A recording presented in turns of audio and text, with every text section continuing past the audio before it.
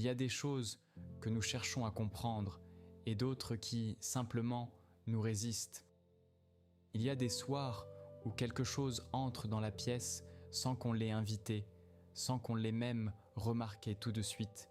Une lumière sur un mur, le bruit sourd d'une voiture qui passe au loin et s'éloigne, un verre d'eau posé là, sur la table de nuit, qui attrape un reflet, le reflet d'une lampe ou d'un réverbère derrière le rideau, quelque chose de très ordinaire, et pourtant quelque chose qui fait que l'œil s'arrête, juste une seconde, juste le temps de remarquer. Ce n'est pas grand-chose, ce n'est même presque rien, et pourtant quelque chose change, légèrement, dans l'air de la chambre, comme si la pièce avait respiré, comme si elle s'était imperceptiblement agrandie, comme si l'espace autour des objets était devenu différent de ce qu'il était un instant avant. On ne sait pas toujours nommer ce moment. On l'oublie souvent avant même qu'il soit terminé. La vie reprend, les pensées reviennent, l'attention se détourne vers autre chose, mais il a eu lieu, il a existé, et quelque chose en nous l'a reconnu, quelque chose qui précède les mots, qui n'a pas besoin d'être expliqué pour avoir été réel. C'est peut-être là que commence ce que nous allons traverser ce soir, dans cet espace très mince entre ce qui passe et ce qui reste, entre ce qui brille et ce qui allège. Le beau ne s'annonce pas, il ne demande pas de préparation, il ne choisit pas ses moments avec soin, il arrive, ou plutôt, il est là depuis un moment déjà, et quelque chose en nous le voit enfin, comme si c'était nous qui étions en retard, et non lui qui venait d'arriver. Un rideau qui bouge à peine contre une fenêtre entr'ouverte, la façon dont un visage se détend dans le silence après une longue conversation. Une phrase lue distraitement qui revient, des heures plus tard, sans raison apparente, précise comme une flèche, un accord tenu trop longtemps dans une pièce vide, jusqu'à ce que l'air lui-même semble vibrer légèrement. Ces choses-là ne prétendent pas à l'admiration, elles n'exigent pas qu'on s'arrête, elles ne demandent rien du tout, et peut-être que c'est justement pour ça qu'elles traversent si facilement, parce qu'on n'a pas eu le temps de se préparer à les recevoir, parce qu'elles sont passées à travers les défenses, à travers la fatigue, à travers le bruit ordinaire des pensées, et sont arrivées directement là où quelque chose peut encore être touché. On pourrait appeler ça une forme d'attention involontaire, une attention qui n'a pas été convoquée, qui n'a pas été dirigée, qui arrive simplement parce que quelque chose dans ce qu'on voit ou entend correspond à quelque chose dans ce qu'on est, une correspondance silencieuse, une reconnaissance sans mots, un accord bref entre l'extérieur et l'intérieur. Et dans cet accord, dans cette brève coïncidence, quelque chose respire, quelque chose qui était peut-être un peu contracté se détend, quelque chose qui cherchait quelque chose, sans savoir quoi, trouve momentanément un repos. Ce que le beau ne fait pas. Il y a une autre forme du beau, celle qu'on enseigne dans les musées, celle qui s'affiche en grand format dans les aéroports, celle qui prend toute la place sur les écrans et dans les vitrines, celle qui a été conçue précisément pour qu'on la remarque, pour qu'on s'arrête, pour qu'on reste. Ce beau-là ne laisse pas de choix, il arrive avec sa propre lumière, ses propres règles, en son propre volume.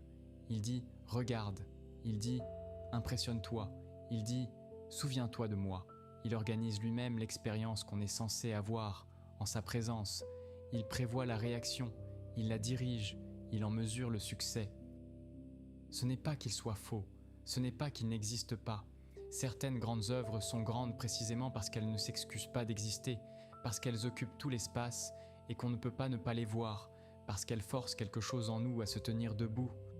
Mais ce beau-là pèse, il occupe, il laisse une sorte de fatigue derrière lui, une fatigue douce, parfois, mais une fatigue quand même, la fatigue de celui qui vient d'avoir une expérience forte, qui a dû être à la hauteur de quelque chose, qui a dû faire un effort pour recevoir ce qui en lui était présenté.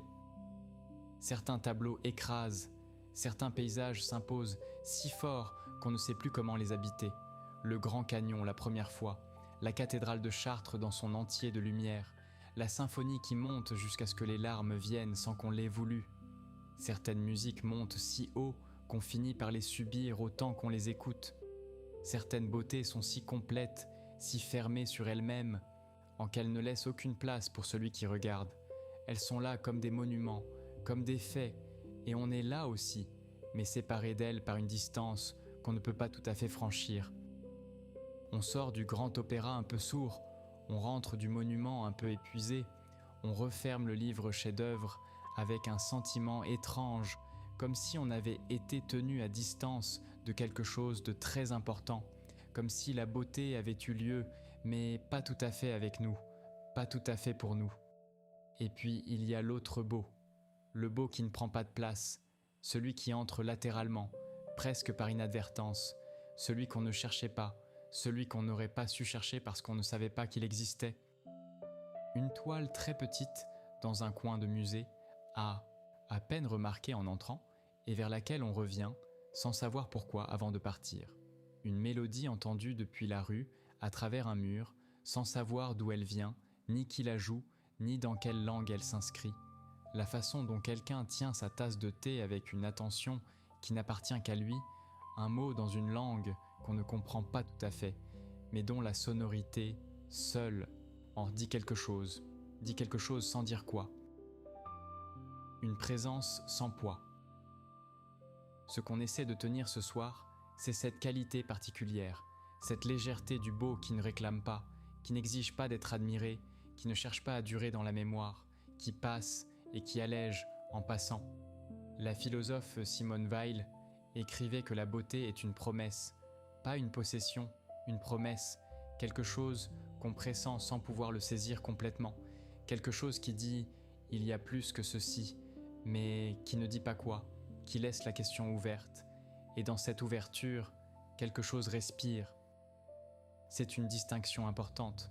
Le beau léger ne révèle pas un secret, il ne résout rien, il n'explique pas le monde, il ne donne pas de réponse à une question qu'on aurait posée, il ouvre simplement une fenêtre, et la lumière qui entre ne dit rien, mais elle change quelque chose dans la façon dont on voit la pièce, elle change la façon dont les objets se tiennent dans l'espace, leur façon d'exister côte à côte. Les psychologues ont développé des cadres pour décrire certains de ces moments. Le chercheur Mihaly Csikszentmihalyi a passé des décennies à étudier les états de conscience qu'il appelait flow, ces moments où l'attention est entièrement absorbée par une activité, où la conscience de soi s'efface, où le temps perd sa consistance habituelle. Mais il y a d'autres états, moins étudiés, moins spectaculaires que le flow, des états plus doux, des moments où l'attention ne s'absorbe pas, dans une activité, mais se pose, se repose, comme un oiseau sur une branche, sans intention particulière, sans programme. Ces moments arrivent-ils souvent dans les marges, dans les entre-deux, dans les espaces de transition, l'attente, le trajet, les premières minutes du réveil, les dernières minutes avant de dormir, ces moments où on n'est ni dans l'action, ni dans le repos complet, où quelque chose en nous est disponible sans le savoir. Et c'est souvent dans ces marges-là que le beau léger entre sans forcer la porte, parce que la porte est simplement entr'ouverte. On pourrait parler aussi d'une forme d'attention flottante, cette attention que Freud recommandait aux analystes, cette façon de ne pas viser, de ne pas chercher, de laisser venir ce qui vient, sans l'organiser d'avance. Le beau léger demande peut-être quelque chose de similaire, non pas un effort, non pas une concentration, mais une disponibilité, une sorte de perméabilité tranquille, la même perméabilité qu'on a naturellement dans les états de demi-sommeil, quand les images viennent seules, quand les pensées n'ont plus à justifier leur présence. Ce qu'une note peut faire. Il y a dans certaines musiques des instants très précis, pas les grands moments, pas les climax, pas les passages qu'on attendait depuis le début, pas les résolutions harmoniques qui donnent enfin à l'auditeur ce qu'il espérait, mais les petits intervalles, la note tenue juste un peu trop longtemps, jusqu'à ce qu'on ne sache plus très bien si on est encore dans la note ou déjà dans le silence qui suit, la reprise d'un thème dans un registre légèrement plus grave, le même matériau, mais différent, venu de plus loin, le silence entre deux phrases qui durent exactement ce qu'il faut, ni trop ni trop peu, le silence qui dit quelque chose sans rien dire. Ces instants ne cherchent pas à convaincre, ils n'argumentent pas leur propre beauté, ils ne dirigent pas l'émotion vers une sortie prévue, il laisse simplement une place. Et dans cette place, quelque chose en nous descend, imperceptiblement. Quelque chose se pose, quelque chose qu'on portait sans le savoir et qui, pendant une fraction de seconde, peut poser sa charge. Le compositeur estonien Arvo Pärt a développé un langage musical qu'il a appelé tintinnabuli, un mot latin qui signifie clochette, une façon d'écrire où très peu de notes coexistent, où le silence est traité comme une matière à part entière, pas comme l'absence de son, mais comme le son lui-même dans une autre forme. Dans cette musique, chaque son résonne dans un espace délibérément vide autour de lui. Les notes ne se précipitent pas les unes sur les autres, elles ne cherchent pas à remplir, il y a toujours, autour de chaque son, un peu d'air. Ce n'est pas une musique impressionnante au sens spectaculaire du terme, elle ne monte pas très haut, elle ne descend pas très bas, elle ne surprend pas, elle ne renverse pas, elle ne force rien. Et pourtant quelque chose dans cette retenue, dans cette façon de ne pas remplir l'espace, crée une forme de présence que les musiques plus élaborées n'arrivent pas toujours à atteindre. Parce qu'elle laisse une place dans laquelle l'auditeur peut exister, pas seulement recevoir, pas seulement être ému dans un sens prévu, mais exister dans le même espace que la musique, sans en être exclu par la richesse même du propos. C'est peut-être ça le paradoxe du beau léger. Plus il se tient à l'écart, plus il laisse de place pour que quelque chose en nous vienne à lui, plus il ne cherche pas à nous atteindre, plus il nous atteint par le côté, en douceur, à l'endroit où on ne s'y attendait pas.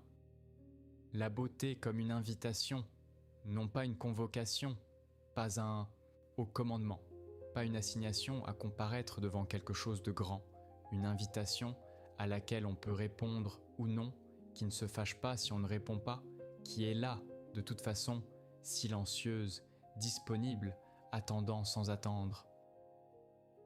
La couleur sur le mur. Il y a des intérieurs très simples qui ont quelque chose.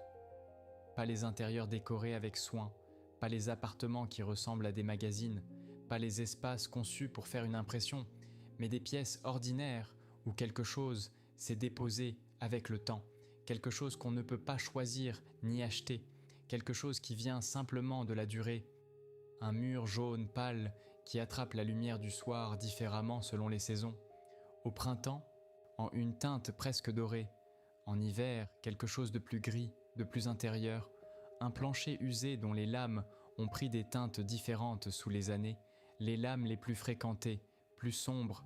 Les coins oubliés, plus clairs, comme si le sol lui-même avait une mémoire des passages.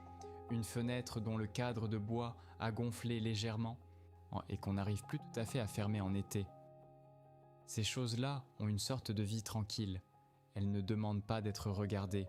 Elles existent simplement, dans leur patine, dans leur usure légère, dans leur façon d'avoir absorbé du temps, d'avoir gardé quelque chose de ce qui a eu lieu dans leur présence. Les Japonais ont développé une esthétique autour de cette qualité particulière des choses, le wabi-sabi, un terme difficile à traduire précisément, mais qui désigne à peu près cette beauté qui réside dans l'impermanence, dans l'imperfection, dans l'incomplétude. Le wabi évoque la simplicité, la sobriété, quelque chose qui n'a pas cherché à être élaboré davantage que nécessaire. Le sabi évoque la trace du temps, la patine, la rouille légère, la surface qui a changé en vieillissant et qui est devenue plus elle-même en changeant, plus riche précisément parce que plus usée. Ce n'est pas une beauté qui cherche à durer telle qu'elle est. Ce n'est pas une beauté qui veut être photographiée et conservée à un stade précis. C'est une beauté qui accepte de continuer à changer, qui est déjà en train de changer au moment même où on l'aperçoit, qui sera différente demain, différente dans un an. Et peut-être que c'est justement ça qui lui donne son poids de légèreté particulier. On ne peut pas la posséder, on ne peut pas l'emporter, on ne peut pas l'arrêter, on peut seulement être là, pendant qu'elle existe dans cet état précis, et la laisser continuer son chemin ensuite, sans essayer de la retenir. Il y a quelque chose de libérateur dans cette relation au beau, parce qu'elle ne génère pas d'angoisse de perte, parce qu'on sait dès le début qu'on ne la gardera pas, parce que la perte est déjà intégrée dans la rencontre, et que cette intégration, paradoxalement, rend la rencontre plus complète, plus entière, plus présente. Le geste juste. Il arrive qu'un geste soit beau sans chercher à l'être. Quelqu'un qui range des livres avec une attention qu'il ne sait pas lui-même observer, la façon dont il incline légèrement la tête avant de décider où va chaque volume, comme si chaque livre avait une place qui lui convenait particulièrement, et qu'il s'agissait de la trouver. Une main qui coupe du pain avec la précision tranquille de qui a fait ce geste des milliers de fois, pas mécanique, pas automatique non plus, mais accompli, dans le sens où une chose accomplie est à la fois faite et achevée, complète en elle-même. Un enfant qui s'arrête devant un insecte sur le sol et se penche sans hésitation, sans peur, avec une curiosité totale, une curiosité qui n'a pas encore appris à se retenir, à se juger, à se demander si elle est appropriée. Ces gestes-là ne savent pas qu'ils sont beaux, c'est peut-être pour ça qu'ils le sont, parce qu'ils ne cherchent rien d'autre qu'eux-mêmes, parce qu'ils ne posent pas à être regardés, parce qu'ils n'essaient pas de se montrer, parce qu'ils n'ont pas de spectateurs imaginaires à satisfaire, parce qu'ils existent dans leur propre suffisance tranquille, sans projet au-delà d'eux-mêmes. Aristote distinguait deux types d'actions, celles qui servent une fin extérieure à elles-mêmes, construire une maison pour avoir une maison, gagner de l'argent pour pouvoir l'utiliser, produire quelque chose qui n'est pas dans l'action elle-même, et celles qui contiennent leur propre fin à elles-mêmes, se promener pour se promener, parler pour penser, jouer pour jouer. Il appelait ces dernières des praxis, des actions accomplies pour elles-mêmes, des actions qui sont leur propre justification, des actions dans lesquelles le sens n'est pas quelque part au-delà, mais ici, maintenant, dans le geste lui-même. On pourrait dire quelque chose de similaire du beau léger, il ne sert à rien, il ne mène nulle part, il ne justifie pas son existence par une utilité, il n'est pas là pour qu'on en tire quelque chose, il est là, pleinement, sans raison autre que lui-même, et peut-être que c'est pour ça qu'il est si rare et si précieux quand il arrive.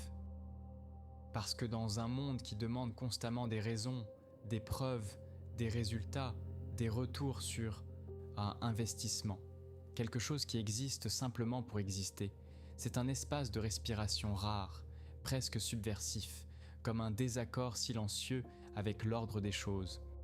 Et peut-être que c'est précisément cette absence de justification qui crée en nous cette sensation d'allègement, parce qu'on n'a pas besoin de justifier notre propre présence devant lui non plus, parce qu'on peut être là, simplement là, sans avoir rien à montrer. Aperçu depuis un bus. Il y a une façon particulière de voir les choses depuis les transports en commun. On n'a pas choisi le cadre, on ne contrôle pas la vitesse, on ne peut pas s'arrêter, on ne peut pas revenir. Les images passent, se succèdent sans demander la permission et, parfois l'une d'entre elles, reste comme accrochée quelques secondes de plus que les autres, comme si quelque chose dans le rapport entre la vitesse et la chose vue créait une adhérence particulière.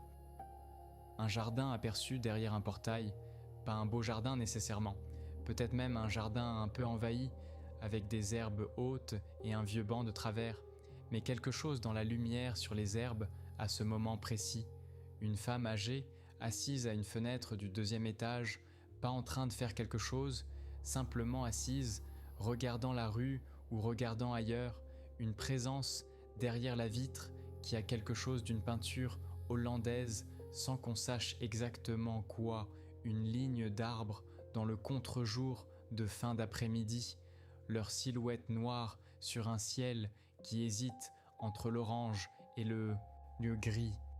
Ces visions passagères ont quelque chose que les images choisies n'ont pas toujours, une forme d'évidence. Elles sont là sans l'avoir décidé, on les voit sans l'avoir voulu. Et dans cet espace de non-intention de part et d'autre, quelque chose de très simple se produit.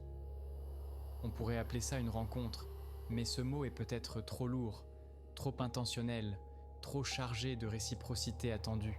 C'est plutôt un frôlement, un effleurement, une coprésence momentanée sans suite prévue, quelque chose qui passe entre ce qu'on voit et ce qu'on est, et qui laisse, pendant quelques minutes, une légèreté. Le philosophe John Dewey, dans son livre sur l'art comme expérience, écrivait que l'expérience esthétique n'est pas réservée aux musées et aux concerts, qu'elle existe partout où quelque chose de pleinement vécu arrive, où l'attention et la chose à tenter se rejoignent dans un même instant, où il y a cette coïncidence entre ce qui est dehors et ce qui est dedans. Dewey pensait que cette coïncidence est possible dans n'importe quelle situation, même les plus banales, même les plus ordinaires, que l'esthétique n'est pas une catégorie d'objets, mais une qualité de relation, une façon d'être en contact avec ce qui est là.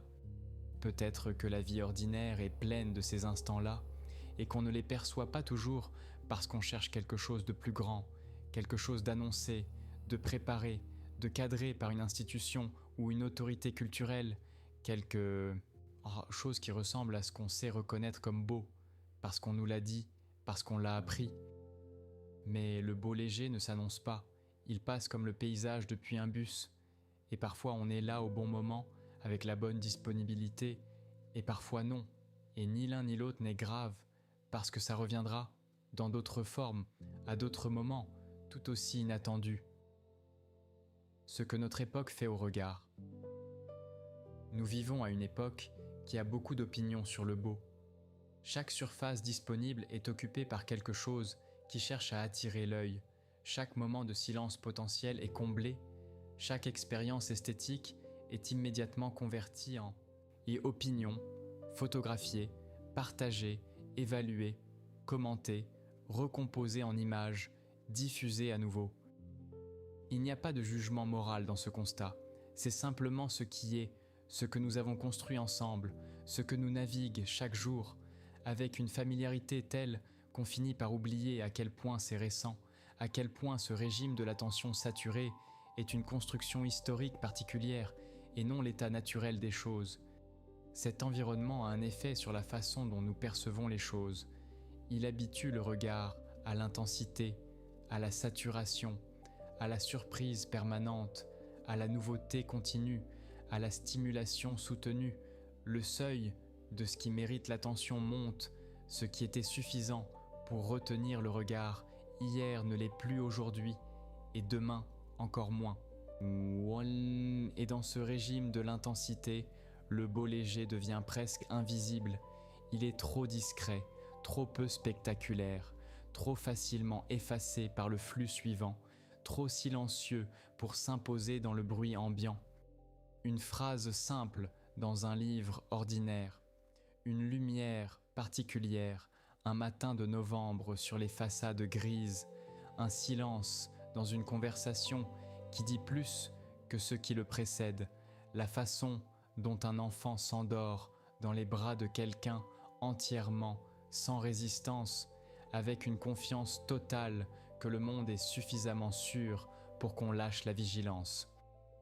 Ces choses-là demandent une forme de disponibilité que notre époque ne facilite pas une disponibilité héroïque, pas un effort considérable, pas de méditation particulière, pas de pratique spirituelle, à préalable, simplement, un espace, une petite lacune dans l'agenda de l'attention, un moment où on ne demande rien à ce qu'on perçoit.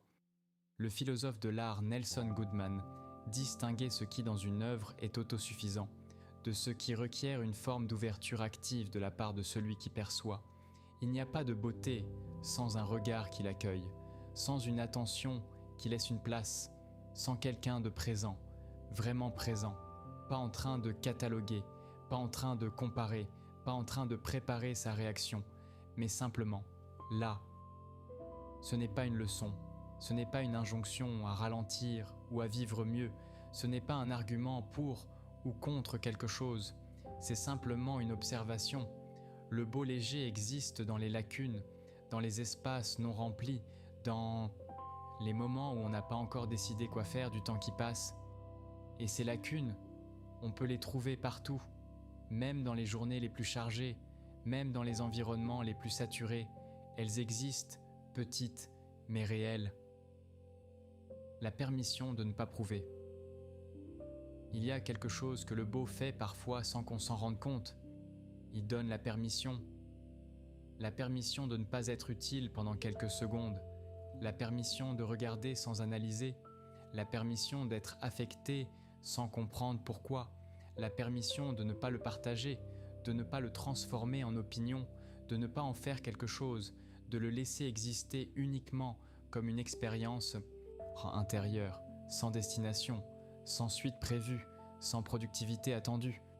Dans les traditions contemplatives, qu'elles soient bouddhistes, chrétiennes, ou que soufis ou stoïciennes, il existe une forme d'attention qui ne cherche pas à saisir, qui ne cherche pas à retenir, qui observe simplement et laisse passer, qui regarde ce qui arrive sans le qualifier d'emblée, sans l'étiqueter, sans décider tout de suite s'il est bon ou mauvais, souhaitable ou indésirable.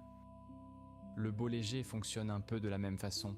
Il n'exige pas d'être compris, il n'exige pas d'être traduit en mots, il n'exige pas de justification intellectuelle. Il peut rester dans le registre du senti, du pressenti, de ce qu'on n'arrive pas tout à fait à nommer, mais qui a quand même eu lieu, qui a laissé une trace dans le corps, dans la façon dont on respire après. Les neurosciences cognitives ont montré que certaines expériences esthétiques activent des zones du cerveau associées au repos et à l'intégration.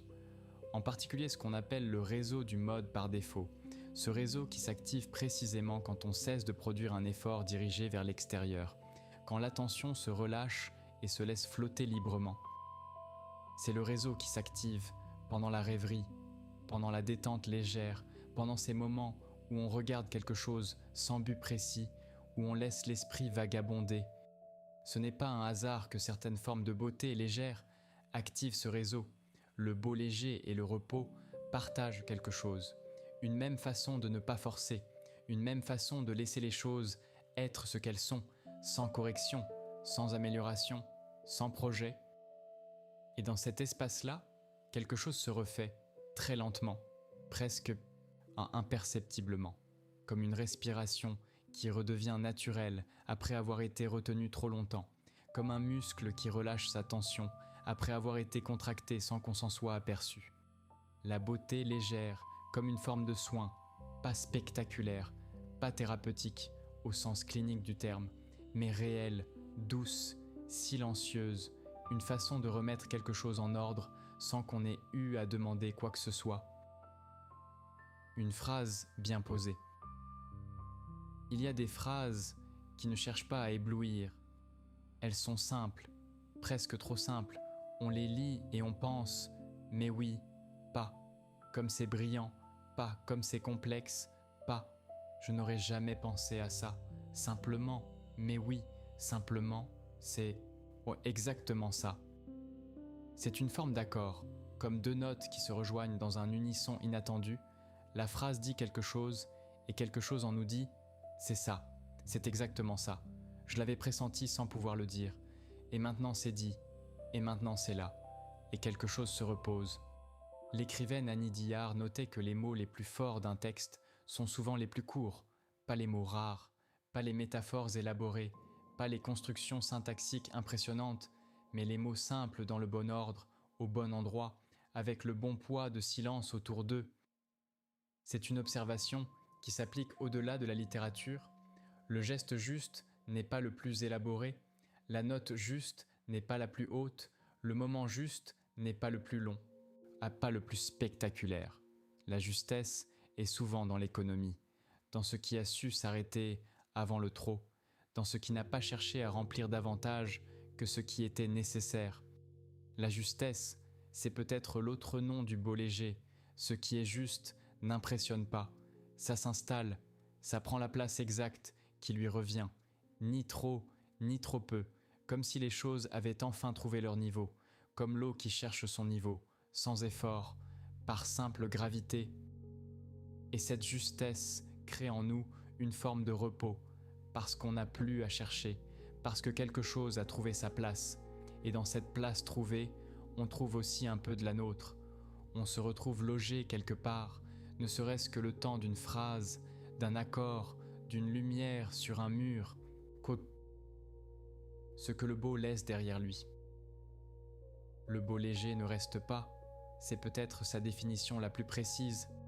Il passe, comme la lumière du soir, sur un mur qui change de couleur imperceptiblement jusqu'à s'éteindre, comme une note tenue jusqu'à ce qu'elle s'efface d'elle-même, comme un visage aperçu dans le métro et déjà disparu derrière les portes qui se referment, comme l'odeur d'un jardin après la pluie qui ne dure que quelques minutes avant de se dissoudre dans l'air ordinaire.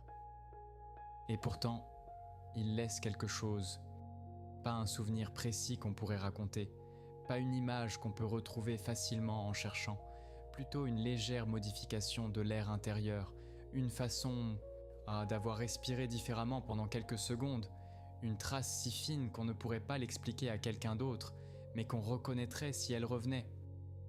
Les chercheurs en psychologie positive ont étudié ce qu'ils appellent les expériences de pic, ces moments brefs d'une intensité douce, où le sentiment de bien-être est complet sans être spectaculaire, où l'on ne manque de rien, où l'on ne cherche rien non plus, où quelque chose en nous est simplement là, entier, sans tension.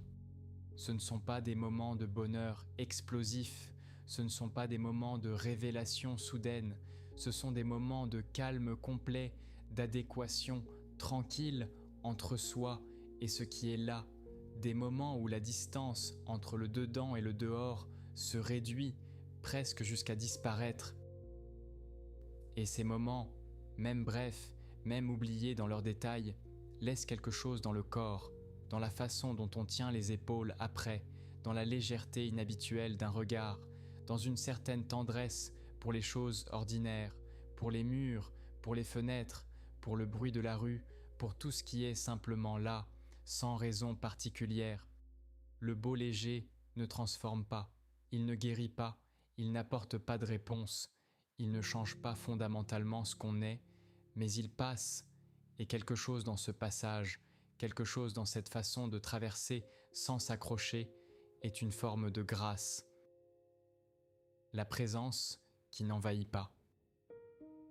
Il y a des gens qui ont cette qualité, pas les gens brillants, pas les gens qui illuminent toutes les pièces où ils entrent, pas les gens dont on parle après qu'ils soient partis en se demandant qui ils sont exactement, mais ceux qui sont là, simplement là, et dont la présence laisse de l'air autour d'eux, dont la présence ne réclame rien, ne projette rien, ne pèse pas. On sort d'une conversation avec eux sans se souvenir exactement de ce qu'on a dit, mais avec le sentiment d'avoir été quelque part de calme, d'avoir parlé sans avoir eu à se défendre, d'avoir existé sans avoir eu à prouver, d'avoir été vu sans avoir eu à se montrer. Ces présences-là ont quelque chose en commun avec le beau léger. Elles ne demandent pas d'être admirées, elles ne cherchent pas à être retenues, elles laissent passer le temps sans le remplir à force. Elles exercent une sorte de réserve active, une façon de ne pas tout prendre, de laisser de l'espace pour ce qui n'est pas encore là. Le philosophe Martin Buber distinguait deux modalités fondamentales de relation. Il appelait « je-cela » la relation à ce qu'on utilise, à ce qu'on mesure, à ce qu'on évalue, à ce qui existe comme moyen vers autre chose. Et il appelait « je-tu » la relation à ce qui nous répond, à ce qu'on ne peut pas tout à fait réduire à une fonction, à ce qui existe dans sa propre plénitude, à ce qui nous regarde en retour, même si ce n'est pas un regard au sens littéral du terme. Peut-être que le beau léger nous fait entrer brièvement dans ce second registre. Il nous fait sentir que ce qu'on perçoit, la note, la lumière, le geste, la phrase, n'est pas seulement là pour nous, n'est pas seulement là pour être consommé, mais qu'il existe pour lui-même dans sa propre suffisance tranquille, et qu'en le percevant, on le rejoint dans cette suffisance, au lieu de le réduire à quelque chose d'utile. Et dans cette reconnaissance, dans cette façon de voir quelque chose comme existant pour lui-même, on se retrouve, soi aussi, à exister pour soi-même pendant quelques secondes, sans rôle, sans performance, sans attente de soi, simplement là, dans la même façon d'être là que les choses. La justesse comme horizon. Les philosophes de l'esthétique ont beaucoup écrit sur le beau. Kant y voyait une finalité sans fin, quelque chose qui semble vouloir quelque chose, sans qu'on sache quoi, quelque chose qui semble fait pour nous, comme si le monde et notre sensibilité s'accordaient dans ce moment, mais sans qu'on puisse en être certain, une coïncidence qui ressemble à une intention, sans en être une. Platon le plaçait du côté de la vérité, le beau comme signe que quelque chose est juste, que quelque chose est à sa place, que quelque chose s'accorde avec quelque chose d'autre, une forme de dévoilement, une façon de laisser apparaître ce qui était là, mais caché. Le philosophe Alexandre Néhamas a écrit que la beauté est toujours une promesse de bonheur, au sens où elle nous fait désirer quelque chose, nous indique que quelque chose vaut la peine, qu'il y a dans ce qu'on voit quelque chose qui mérite qu'on y reste, qu'on y revienne. Mais le beau léger dont on parle ce soir ne promet peut-être pas de « à bonheur ». Il promet quelque chose de plus petit, de plus immédiat, de plus présent, un allègement, une légèreté, un accord bref, un moment où quelque chose s'ordonne sans qu'on l'ait demandé. Ce soir, dans la douceur de cette nuit qui descend, ces constructions conceptuelles peuvent rester en retrait, elles ont leur place dans d'autres conversations, elles ont leur propre beauté qui est une beauté différente.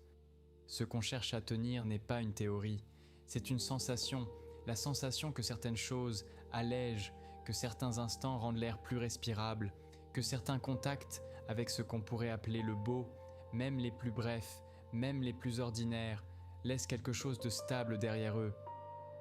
Pas une révélation, pas une transformation, juste un réglage très léger de l'intérieur, comme si quelque chose s'était remis en ordre très doucement, sans bruit, sans effort de notre part, comme quand on ajuste légèrement sa position dans un siège, et que soudain on est mieux, simplement, sans avoir changé grand-chose. Ce qui se dépose sans qu'on le sache. Il y a un phénomène que les psychologues appellent l'incubation, ce processus par lequel quelque chose continue de se travailler en nous, sans qu'on y prête attention, sans qu'on le dirige, pendant qu'on pense à autre chose, pendant qu'on dort, pendant qu'on fait quelque chose de tout à fait différent. On l'associe souvent à la créativité, à la résolution de problèmes, au moment où une solution arrive soudainement, là où on ne l'attendait pas, après une nuit de sommeil, pendant une promenade, sous la douche. Mais peut-être que quelque chose d'analogue se passe avec le beau léger, peut-être que les moments où il nous traverse, même brièvement, même sans qu'on les remarque vraiment, continuent quelque chose en nous, déposent de quelque chose, sans qu'on sache quoi exactement, sans qu'on puisse en tracer les contours. Un paysage aperçu il y a 10 ans depuis la fenêtre d'un train, une note entendue par hasard dans un café, une lumière sur un mur qu'on ne regarde plus depuis longtemps. Ces choses sont quelque part en nous, pas nécessairement comme souvenirs, pas nécessairement comme images qu'on peut retrouver, mais comme quelque chose qui a modifié imperceptiblement notre façon de voir, notre façon d'être, sensibles à certaines choses, notre façon de remarquer ce qui aurait pu passer inaperçu. On devient en quelque sorte poreux à certaines formes de beau, par exposition répétée, par accumulation de ces petits moments où quelque chose a traversé. Et cette porosité, on ne l'a pas choisie, on ne l'a pas cultivée délibérément. Elle s'est faite par dépôt progressif, par sédimentation tranquille. C'est peut-être pour ça que certaines personnes semblent voir le beau partout, non pas parce qu'elles ont un don particulier, non pas parce qu'elles ont été éduquées différemment, mais parce que quelque chose s'est déposé en elles au fil du temps, quelque chose qui rend le regard plus poreux, plus disponible, plus facilement touché. Et ce quelque chose ne se choisit pas directement, il en cultive indirectement, en laissant de la place, en ne remplissant pas tout l'espace, en laissant parfois la nuit faire son travail, en laissant parfois quelque chose traverser, sans immédiatement le convertir en opinion. Ce soir est peut-être un de ces moments-là, où quelque chose se dépose, très légèrement, presque invisiblement, sans qu'on sache exactement quoi, ni comment, ni pourquoi. Et c'est bien ainsi. Le dépôt n'a pas besoin d'être vu pour avoir lieu. La graine n'a pas besoin de savoir qu'elle germe. La nuit n'a pas besoin d'être expliquée pour être douce. L'accord silencieux. Il y a une chose que les philosophes de l'art ont du mal à expliquer, et que pourtant tout le monde connaît. C'est le fait que le beau soit communicable sans être transmissible. On peut dire à quelqu'un « regarde cette lumière » et quelqu'un regardera, et peut-être verra quelque chose, ou peut-être ne verra rien du tout. On ne peut pas transférer l'expérience, on ne peut pas la garantir, On ne peut pas forcer le beau à se montrer à quelqu'un d'autre, même si on le voit soi-même, même si on est sûr qu'il est là. Et pourtant on essaie quand même. On dit « écoute », on dit « regarde », on dit « tu vois ce que je veux dire ». Et parfois l'autre voit, et dans ce moment-là où deux regards se rejoignent sur la même chose, où deux attentions se posent au même endroit, il se passe quelque chose d'un peu différent, quelque chose qui ajoute une dimension à l'expérience, une dimension de partage, tranquille, de solitude momentanément suspendue. Ce n'est pas nécessaire, le beau léger n'a pas besoin d'être partagé pour exister, il existe pour soi dans la solitude d'une perception, dans le silence d'un regard seul. Mais quand il est partagé, quand quelqu'un d'autre est là et voit aussi, il prend une autre qualité, moins légère peut-être, mais plus chaude, une façon de dire sans le dire « je suis là et tu es là » et nous avons tous les deux été touchés par la même chose. Le philosophe Roger Scruton écrivait que la beauté crée de la communauté, que lorsqu'on partage une expérience esthétique, on partage aussi quelque chose de plus profond, une façon d'être au monde, une façon de voir, une façon de valoriser ce qui ne peut pas être mesuré. Oh, peut-être, ou peut-être que la beauté est aussi profondément solitaire, profondément intérieure, profondément privée, et que c'est justement pour ça qu'elle résiste à tout ce qui veut la récupérer, la transformer en message, en performance, en preuve. Le beau léger ne milite pas, il ne défend pas une cause, il ne démontre rien, il est là pour celui qui est là aussi dans ce moment-là, et c'est suffisant.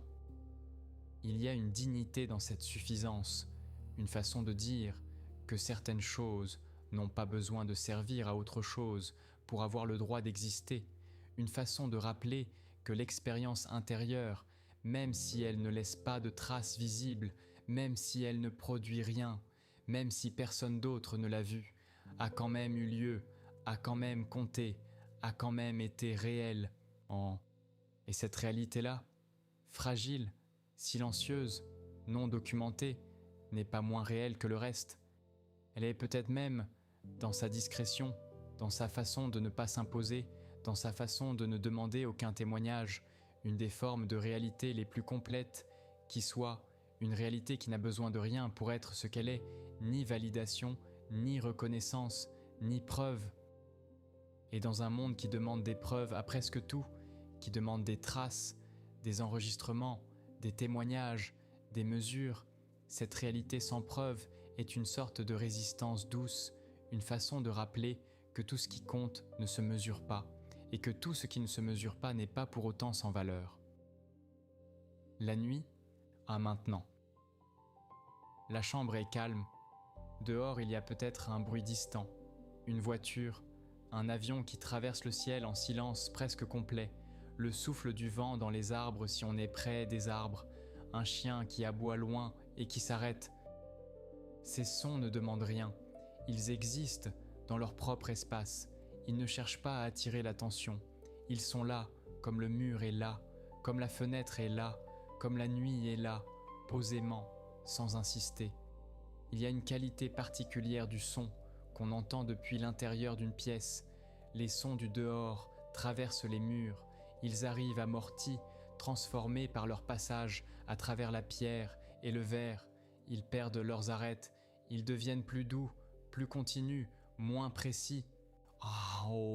Et dans cet amortissement, dans cette façon d'arriver de loin, il y a souvent quelque chose de presque beau, quelque chose qu'ils n'auraient pas nécessairement si on était dehors à les entendre de près.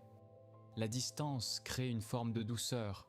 La distance est parfois nécessaire, pas pour s'éloigner des choses, mais pour pouvoir les recevoir autrement, pour que le bruit se transforme en son, pour que l'intensité se transforme en présence.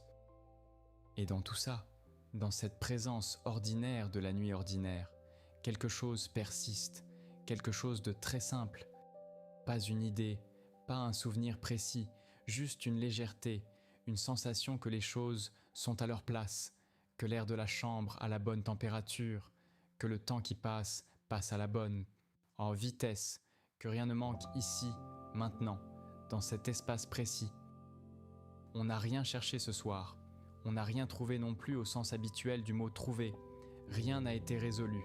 Aucune question n'a trouvé sa réponse définitive, mais quelque chose a traversé très doucement, sans appuyer, sans exiger d'être reconnu, et dans ce passage, quelque chose s'est légèrement reposé. Ce qui reste quand tout s'endort. Il y a une qualité particulière du silence de fin de soirée. Pas le silence du vide, pas l'absence de quelque chose, mais le silence comme une présence en soi, comme un fond sur lequel les choses reposent, comme une matière dans laquelle le temps se dépose lentement, comme de la poussière de lumière qui tombe lentement qu'on ne la voit pas, mais qui est là quand même. Certaines traditions contemplatives parlent de la nature de l'esprit comme d'une clarté de fond, cette qualité de conscience qui est là avant les pensées, après les pensées, dans les espaces entre les pensées, une présence de fond qui n'appartient à rien de particulier, qui n'est dirigée vers rien, qui est simplement là, comme le ciel est là, derrière les nuages, qu'il y ait des nuages ou non. On pourrait dire quelque chose de similaire du beau léger dans ces moments de demi-veille, cette légèreté qu'on a effleurée dans la journée, cette phrase, cette lumière, ce geste, elle n'est plus identifiable en détail maintenant. Elle n'a pas de forme précise, mais elle a laissé quelque chose dans la texture du soir. Aux choses comme une couleur diffuse, une teinte légère qui a changé imperceptiblement l'atmosphère, qu'on ne verrait pas si on cherchait à la voir, qu'on ne pourrait pas pointer du doigt en disant « voilà », mais qu'on sent dans la façon dont les épaules descendent, dans la façon dont le souffle ralentit sans effort, dans la façon dont le corps accepte de ne plus avoir à être vigilant. Le beau léger n'a pas à être spectaculaire pour accomplir quelque chose. Il n'a pas à laisser de traces conscientes pour avoir eu lieu. Il passe, et dans son passage, il allège, il laisse quelque chose d'un peu plus léger, quelque chose d'un peu plus posé, quelque chose qui ressemble de très loin à la paix. Et c'est peut-être là sa définition la plus simple, la plus juste, la plus apaisée, ce qui passe et qui allège en passant, ce qui n'appartient à personne et qui pourtant touche quelque chose en chacun, ce qui ne demande rien et qui donne quelque chose quand même. Dérivé. Laissez maintenant les pensées aller où elles veulent aller. Il n'y a rien à retenir de ce soir, il n'y a rien à comprendre, il n'y a rien à emporter avec soi dans le sommeil sous une forme particulière. Le sommeil fera son propre travail, il prendra ce qu'il peut prendre, il laissera ce qu'il laissera, sans qu'on ait à l'orienter. Ce qui a traversé a traversé, ce qui a effleuré a effleuré, ce qui a légèrement changé quelque chose dans la texture de l'air intérieur a fait son travail sans en avoir eu l'intention, sans en avoir cherché le résultat, comme la lumière du soir change la pièce sans chercher à la changer. C'est peut-être ça l'essentiel. Le beau léger n'a pas d'intention. Il n'essaie pas de faire quelque chose. Il n'essaie pas de vous transformer. Il n'essaie pas de vous convaincre. Il est simplement là, disponible pour ceux qui sont là aussi, au même moment, dans le même espace. Ce soir, vous étiez là, dans cet espace entre la veille et le sommeil, dans cet espace où les choses ont moins d'arêtes, où les pensées ont moins de destination précise, où le corps a commencé de descendre, de s'alourdir doucement, de renoncer à sa vigilance ordinaire. Et quelque chose de très doux a passé dans cet espace, quelque chose qui ne pesait pas, qui ne demandait les pas, qui étaient simplement là, comme une lumière très légère sur un mur de nuit, comme une note tenue dans une pièce vide, comme la façon dont le silence s'installe entre les choses et les rend, pour quelques instants, à elles-mêmes. Laissez-vous aller vers le sommeil maintenant. Laissez les images venir si elles veulent venir. Laissez les pensées se dissoudre si elles veulent se dissoudre. Laissez la nuit faire ce qu'elle fait, sans l'aider, sans la diriger, sans lui demander de rapport. Il y a une chose que la nuit fait mieux que le jour. Elle égalise, elle réduit la distance entre ce qui est important et ce qui ne l'est pas. Elle met tout sur le même plan de douceur. Les grandes questions et les petites présences, les inquiétudes et les lumières sur les murs, les choses qui pèsent et les choses qui allège, elle les pose toutes sur la même surface tranquille et les laisse exister côte à côte, sans hiérarchie, sans urgence.